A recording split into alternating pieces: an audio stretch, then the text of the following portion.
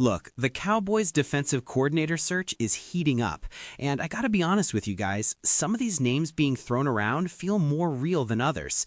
And when it comes to George Pickens, the front office is playing chess while everyone else is playing checkers.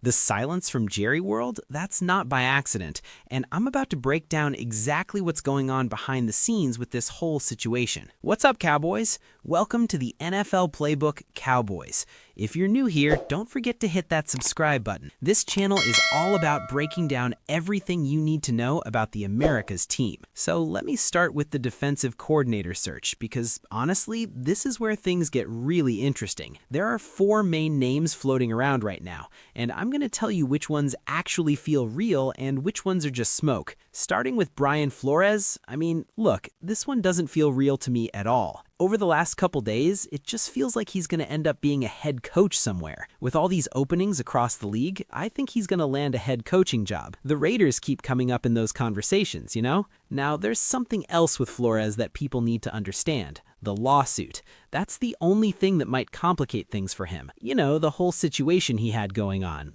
Who knows what happens behind the scenes with that, right? Maybe that affects whether he gets a head coaching job or not. I honestly don't know all the details about it, but it's been brought up several times. And here's something interesting. If Flores transitions from defensive coordinator to head coach with the Vikings, Minnesota actually gets something back in return. The NFL can kind of do themselves a favor too by showing that the Rooney Rule can work. When you get promoted from defensive coordinator to head coach, I think teams get some rewards for that. The Falcons just did that, and then they fired their guy 2 years later. So, you know, it happens. Actually, I think teams get 2 third-round picks now. They upped it. The Lions, I believe, got 2 for losing Aaron Glenn. It's crazy when you think about it. The Patriots got a third-round pick for Mike McDaniels going to Miami. Wild stuff. Now, Jim Schwartz, this one feels real. Schwartz is probably at the top of my list, honestly. Number 1 out of all these names for me. He's a super realistic candidate because he's a former head coach with a really good defensive resume, both recently and in the past. I think people forget he won a Super Bowl with the Eagles in 2017 as their defensive coordinator. That defense was legit. And here's the biggest thing. Schwartz has recent success, he's got a proven system, and most importantly, he ain't getting a head coaching job anytime soon. Ever. That matters for us because we need stability on that side of the ball, not someone who's going to use Dallas as a stepping stone for a year or two. Then there's Jonathan Gannon. Man, I gotta say, Gannon's got some weird energy. I'm not even trying to be disrespectful, but when you watch those behind the scenes clips of him talking to the team, I'm just yeah, he's last on my list, dead last. And it's not just about the energy thing, though that definitely matters because I don't want a repeat of Brandon Staley, you know? Have you ever seen Brandon Staley talking to his players? It's awkward. I don't want someone like that coaching my guys. I want them doing the numbers, reporting back to me about what they see, but leading my men, I'm good off that. Defense is different, man. You got to be able to fire those guys up, get them to play with that edge. With offense, you don't need all that. Just drop the best play and let your dudes execute. But defense, you got to rally those troops. Now, I included Gannon in my thinking because he's most recently a head coach who obviously was a defensive coordinator and had success with Philadelphia. I feel like it would be incomplete not to at least mention him. But of these 4 names, he's 4th for me. If we're being real about it, of this list specifically, yes, he's higher than maybe some other random candidates floating around out there, but Schwartz is the guy for me. Schwartz has recent success, a proven system, and like I said, he's not going anywhere for a head coaching gig. That's huge. There was also some talk about how Arizona really screwed Gannon over as an organization. Apparently, they're going to end up moving on from Kyler Murray, too. I would actually take Gannon based on what he does with the back end of defenses, but overall, for what the Cowboys need right now, Schwartz just makes the most sense.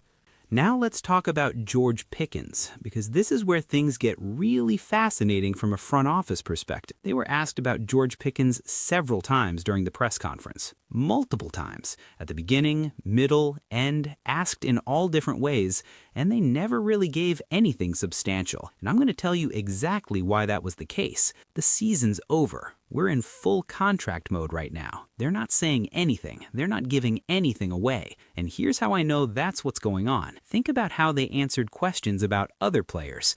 When they asked about Javonte Williams, they immediately brought up a multi-year deal. They didn't even have to be asked about Javian Clowney. Jerry brought him up himself when talking about the draft and areas of need. He said secondary, linebacker, and at the end mentioned that they certainly want to bring back Clowney. After the press conference, when asked about Kenny Clark, it seemed like there wouldn't be any problem getting something worked out to make sure Kenny Clark's still there. But when it got to Pickens, complete silence. And you know what? It's not just about George coming off a monster year.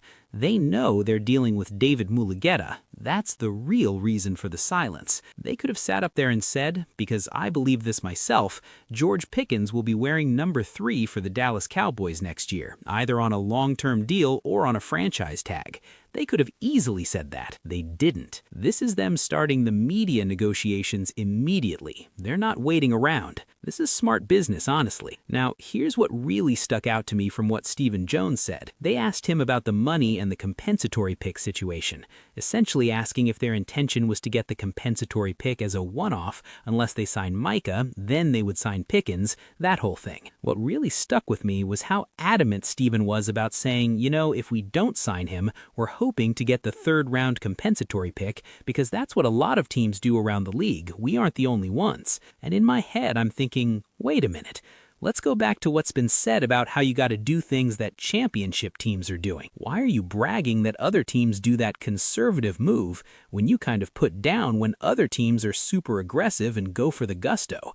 That's really what you should be saying we should be mimicking, not talking about a pick that you could get 2 years down the line. Because let's just keep it real, you're essentially not trying to get ahead of it for a guy that you consider questionable in regards to character. That's why you think it's questionable with the character stuff. In my opinion, it's not about the talent. That stuck out to me, because if you're going to be braggadocious about, hey man, we ain't the only ones that do this, other teams do this, well, why not copy other teams when they do aggressive things? That's a conservative move, let's be real. Copy the aggressive part of it. If anybody tries to say later on, well, the Rams did this or the Eagles did that and look at them, no, you just talked about how other teams do this conservative move. Why can't you copy these aggressive ones? That's what I would say. So, the George Pickens situation is being handled with extreme caution, and it's all about not tipping their hand before negotiations even start. They're playing it smart. But man, I just hope that conservative approach with the compensatory pick talk doesn't mean they're preparing for life without him, because George Pickens could be a game changer for this offense if they actually pull the trigger and get a deal done.